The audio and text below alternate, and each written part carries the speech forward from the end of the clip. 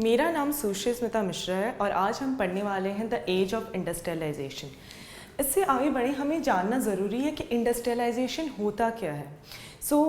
Basic आपकी जो definition है इंडस्ट्रियलाइजेशन की वो ये है कि इंडस्ट्रियलाइजेशन एक प्रोसेस है जिसमें कंट्रीज़ जो पहले ह्यूमन लेबर से सस्टेन करते थे वहाँ पे मशीनें आने लगी, तो सारा जो आपका उत्पादन होता था वो मशीन से उत्पादन होता था।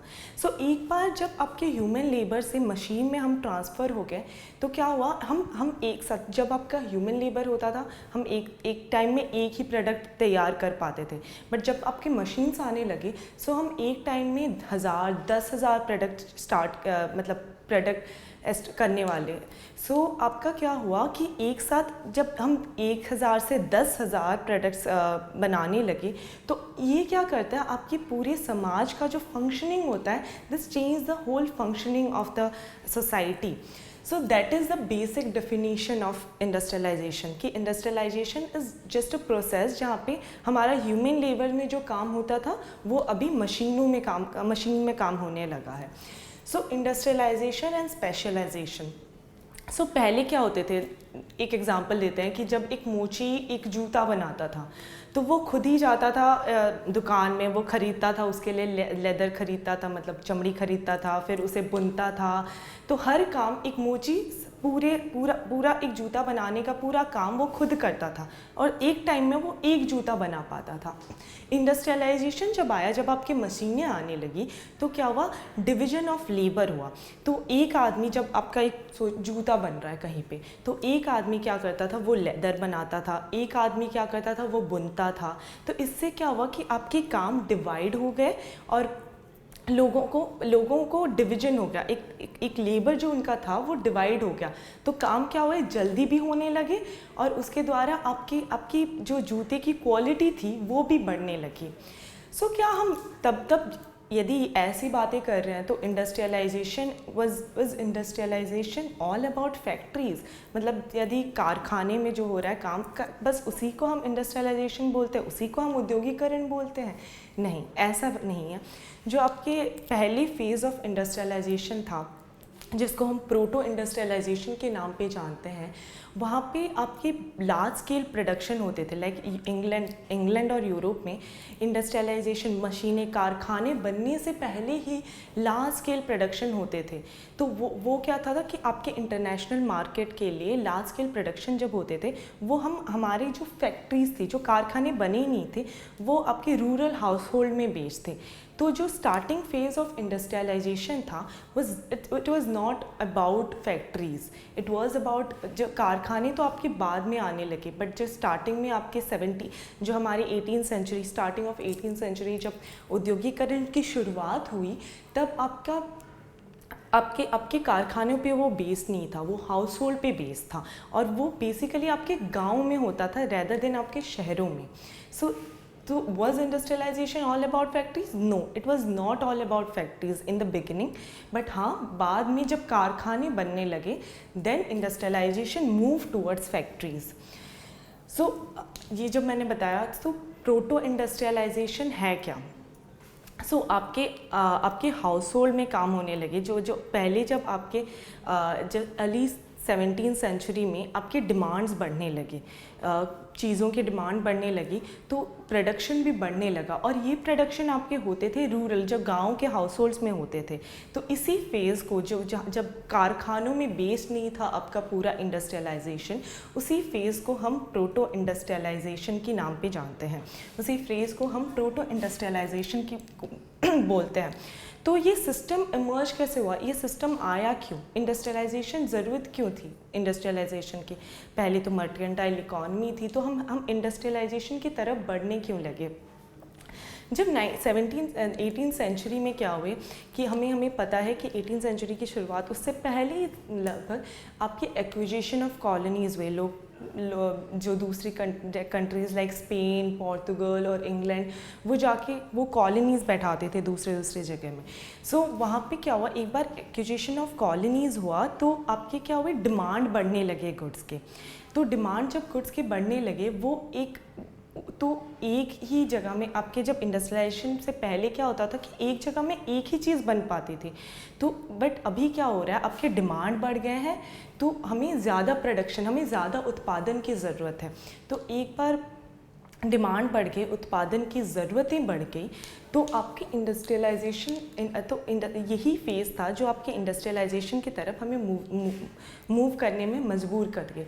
लेकिन क्या होता था, आपके पहले फेज़ में क्या होता था कि आपके शहरों में, हमें पता है कि शहरों में इससे पहले गिल्ड्स बैठते थे, लाइक यो ट्रेड गिल्ड्स होते थे, अर्बन क्राफ्ट्स होते थे।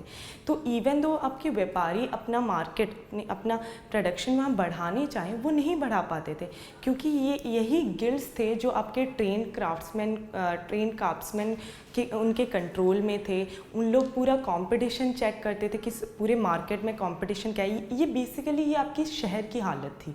तो शहर में प्रॉपर मार्केट में ये क्या इमर्ज हो रहा है, मतलब उनकी पूरी कंपटीशन वो देखते थे, वो ट्रेड गिल्ड्स होते थे या स्टेट क्राफ्ट होती थी। तो इसके लिए व्यापारी अपना जो डिमांड था, वो अपना जो मार्केट था वो अपने टाउन्स में, शहर में बढ़ा नहीं पाए। तो नेक्स्ट क्या हुआ, तो यदि वो व्यापारी शहर में अपना बढ़ा नहीं पा रहे हैं, तो वो उन लोग क्योंकि आपका जो पूरा ट्रेड का जो मोनोपोली था टाउन में, वो आपके ट्रेड गिल्ड्स के ऊपर थे, अर्बन क्राफ्ट्समैन के ऊपर थे। तो व्यापारी क्या करने लगे, वो टाउन से मूव होके वो रूरल हाउस होल्ड में आके वो गांव की तरफ देखने लगे। तो इसी से हमारा स्टार्ट होता है आपका फर्स्ट फेज ऑफ इंडस्ट्रियलाइजेशन। तो हाउ डिड फैक्ट्रीज, कारखाने कब आने लगे, कैसे आने लगे? आपके सबसे पहला कारखाना जो आया था वो था इंग्लैंड में 1730s में। 1730s में इंग्लैंड में पहला कारखाना बना। तो 1730s जब बनने लगे कारखाने, तो 1730s में ज़्यादा कारखाने नहीं बने थे, एक दो ही कारखाने बने थे। असली कारखानों की जो ग्रोथ हुई है वो हुई है आपकी लेट 18th सेंचुरी में, लाइक आपके जो second half of 18th century है उसमें 18th सेंचुरी है, उसमें आपके कारखाने बनने लगे ज़्यादा। आपका कारखाना, जो सबसे पहला कारखाना बना था वो था रुई का, कॉटन का कारखाना बना था। एंड रिचर्ड आर्टवाइट जो है, Richard Arkwright is the man who made that cotton mill. So सबसे पहला कारखाना बना था रुई का, और रुई का कारखाना इंग्लैंड में ही बना था।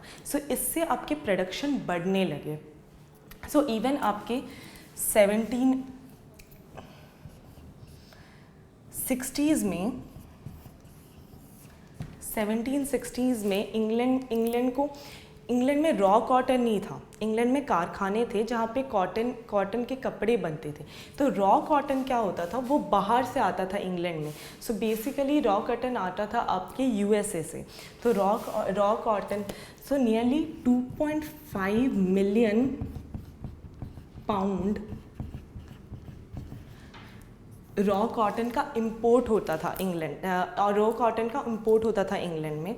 और ये 1780s और 90s के दौरान ये 2.5 से 22 मिलियन पाउंड कॉटन इंपोर्ट होना लगा। तो आप देख सकते हैं कि कैसे इसका प्रोडक्शन बढ़ने लगे, क्योंकि डिमांड इतनी थी कपड़ों की।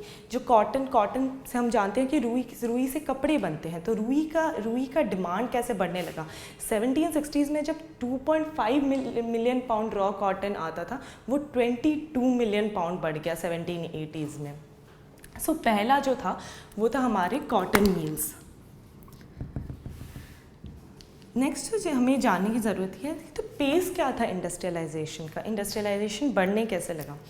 आपके तकरीबन 1840s तक जो मेन कारखाना था इंग्लैंड में, वो बस कॉटन मिल्स थे। तो इंडस्ट्रियलाइजेशन का जो इम्पॉर्टेंट, जो फर्स्ट फेज़ बोलते हैं, वो बस रुई कॉटन के मिल्स थे तभी।